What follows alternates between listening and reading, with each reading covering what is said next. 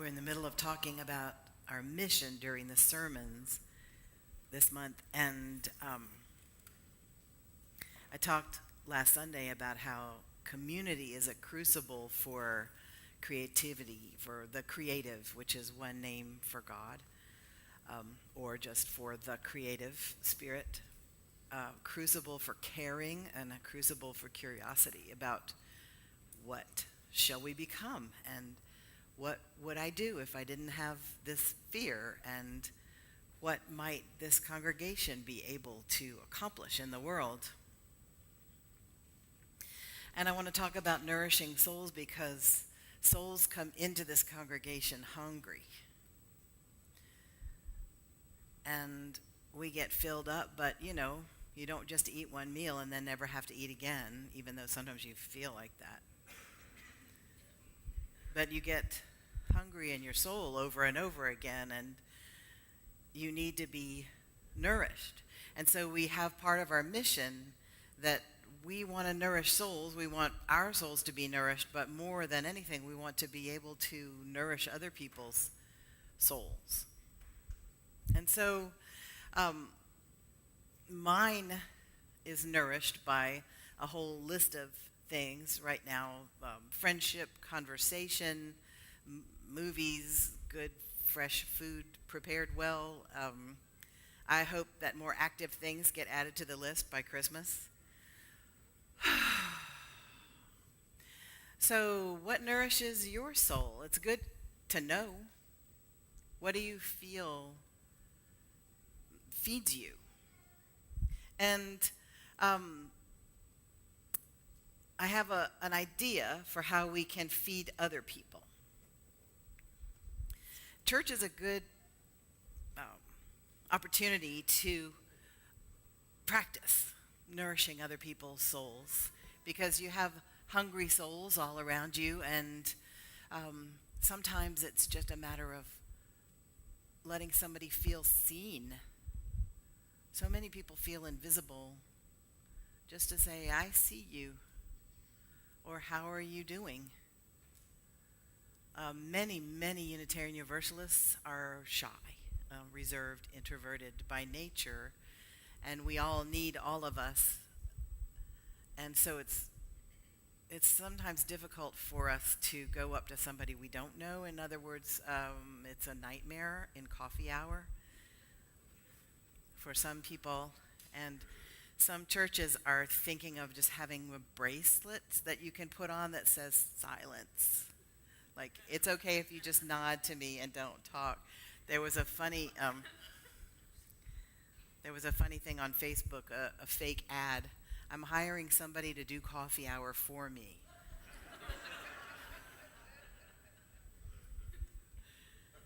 So there are all different kinds of us, and we all get our souls nourished in different ways. So this is the birthday of the year, and what does that have to do with nourishing souls? Okay, I'll tell you. The birthday of the year is not celebrated in the Jewish tradition by big parties or big cakes with candles, even though that was a lovely story. There are ritual foods and there are ritual actions that you take. You go to synagogue, you eat apples with honey, you wish your family and friends Shana Tova, which is good, have a good year. You mostly, in this 10 days of the days of awe, the high holy days, you're mostly reflecting on your actions of the past year. Whom have I helped? Did I hurt someone? Did I help somebody without being asked to help and give them the message that I thought they were incompetent? Did I say snappish things when really it was just my hand that was hurting? Did I take my despair out on my family? Have I called the politicians too many names?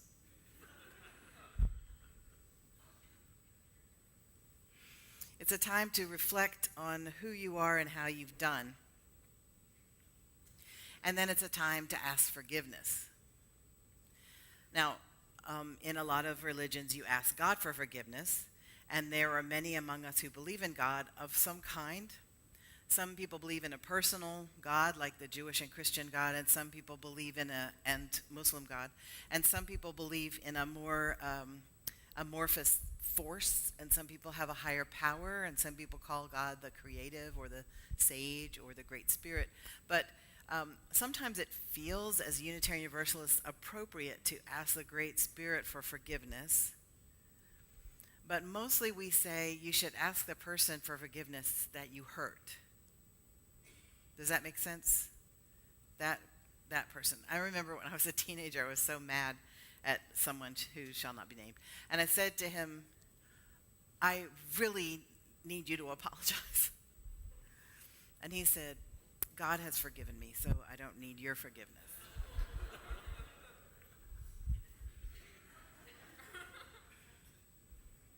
That made me mad.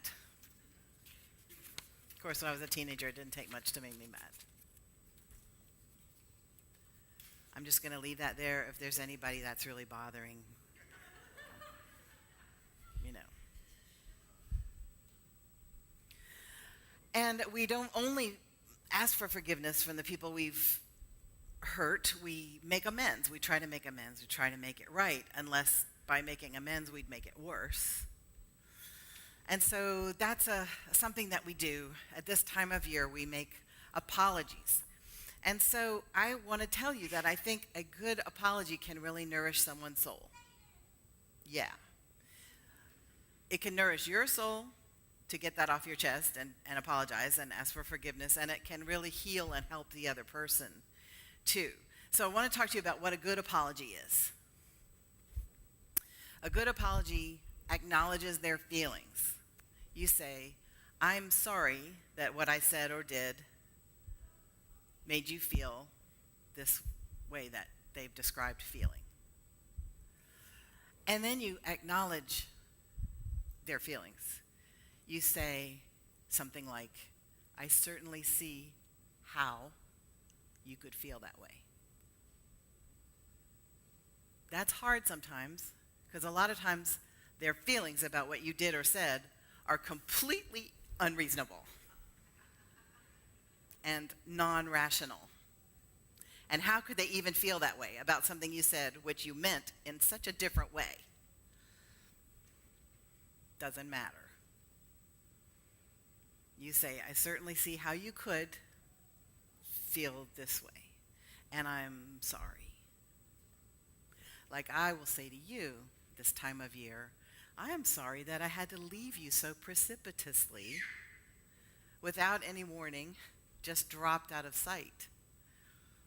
I know you all had a lot of compassion from me and support, and yet there could be some feelings of anger or abandonment, non-rational, and yet I can see how you would feel that way, and I'm sorry. An apology demands that you see them in where they are-ness, and that you become vulnerable to them. A really good over and above extra credit thing to say during an apology is, tell me how that felt for you. Because you might get an earful, but I promise it won't kill you. You just nod, and it makes people feel better to tell you how it felt for them. Here's a bad apology.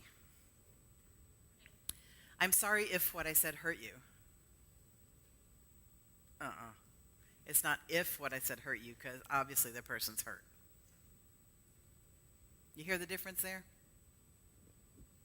Here's another bad one. This is one from my own life.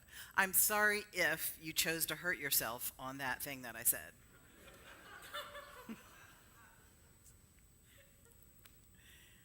Here's one that I used to do a lot before I found out it had a name and people were onto it.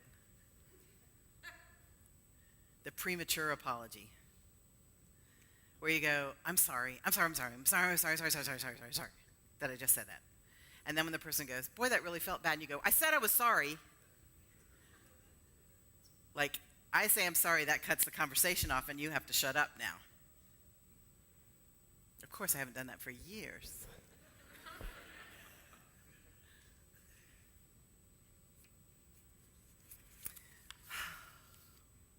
Another thing that nourishes our soul, other than a good apology being given to us or our giving it to others. Another thing that nourishes our soul is ritual. We come in here, we have our rituals. You have your own rituals at home. Maybe you have an altar. Maybe you have a ritual of going for a walk. Maybe you make a circuit of your backyard. Maybe you fill up your bird feeders. Maybe you go to Enchanted Rock. Maybe you have rituals on your birthday. We light candles here, and I see it feeding people's souls as people do it. You have rituals for your birthday. You have rituals of all kinds. On Rosh Hashanah, the Jewish people, make ritual food. And there are ritual songs that are sung in the synagogue, and there are ritual prayers for this time of year. Music, listening to music together, is a ritual that nourishes our souls. Singing music together nourishes some of us and irritates some. I know who you are. Some people during the hymn just shuffle their feet, and that's like all they can do not to roll their eyes. But most everybody is happy to sing, although if you're a musician that's picky, sometimes you go, I hate this hymn, it doesn't even scan. But we do, during our auction almost every year, have a bidding war over which hymn can be banned for a year.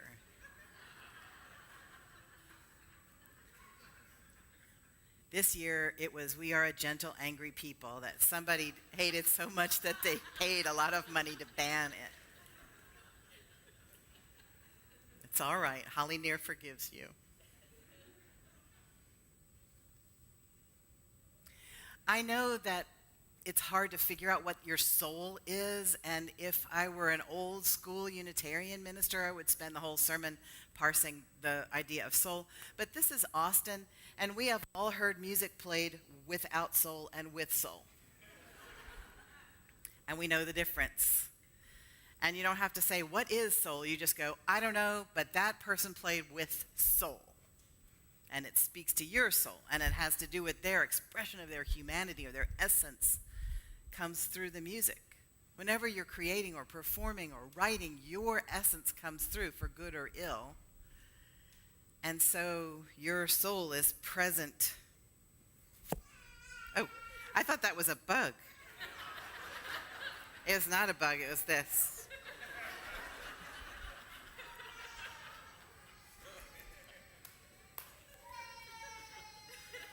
Now you know that I don't cuss loudly when I see a bug. Sometimes other ways, but. So, another thing that nourishes people's souls is being listened to. Being listened to is a very unusual experience for anyone. You don't think it is, but it really is, because here's how most people listen. They listen to you talk, and as soon as you stop, they go, I know, and in my experience, blah, blah, blah, blah, and then they're talking about you, them. Being really listened to is like being asked 3 questions in a row about what you said. Does that make sense? So they'll say, tell me more about that, or what was that like? Instead of going right away to their experience, a listener will stay with your experience. Very unusual, and the therapy community talks about listening someone's soul into being. Very nourishing for someone's soul to be listened to. And it's very nourishing to someone's soul to feel belonging. I talked about this a little bit last week, but I want to tell you that we have small groups in this church called Chalice Circles, and they are taking sign-ups for these small groups in the upcoming days. They're going to start in the middle of October, I think. So see Lane, who did the story. She usually is walking around out there or at that table on the other side of the wall, and say you'd like to learn more about Chalice Circles, and she'll tell you. Worship is another thing that nourishes our souls, just to come together and hold up what is sacred and have an experience together and think together in the same room with somebody, with other people. I went to the Quaker meeting, silent meeting, when I was a teenager, Haverford, Pennsylvania, and it was so wonderful just sitting in silence with other people. I couldn't believe how different it was from sitting in silence alone, in that the energy of the other people flows in through your own thoughts. And every now and then, one of the music students from Curtis, which is a great music school in Philadelphia, would stand up and play his violin as his expression in the silent meeting. It was quite wonderful. And it drove my mother crazy, which was also great.